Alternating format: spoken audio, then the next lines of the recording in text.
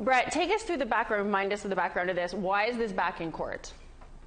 Yeah, so in 2007, this case began with a human rights complaint. And in 2016, the Canadian Human Rights Tribunal issued its landmark ruling that the Canadian government was in fact racially discriminating against First Nations children on reserves and in the Yukon by knowingly underfunding the child welfare system and refusing to implement Jordan's principle. Now in 2019, the Canadian Human Rights Tribunal followed up on this order, stating that this discriminatory conduct was quote-unquote willful and reckless, and it awarded compensation to the victims based on the pain, suffering, and loss of dignity that resulted from the discrimination.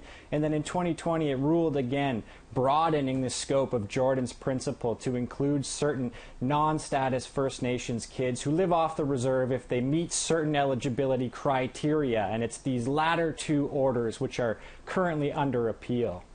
What exactly is Canada arguing here? Right, so Robert Frater, counsel for the Canadian government, launched an offensive this morning against the compensation order first. He said this order was, quote, irrational and seriously flawed. He said the decision to compensate all these people was so deeply problematic it needs to be quashed outright or sent back to a different tribunal for redetermination. Essentially, his argument is that the tribunal has lost sight of the complaint and began making open-ended remedial orders, which it has no legal authority to do under the Canadian Human Rights Act, which is a federal statute that governs what the tribunal can and can't rule upon. What are other organizations saying, as Canada comes out saying all of this? Yeah, they're returning fire. So first off was the First Nations Child and Family Caring Society of Canada.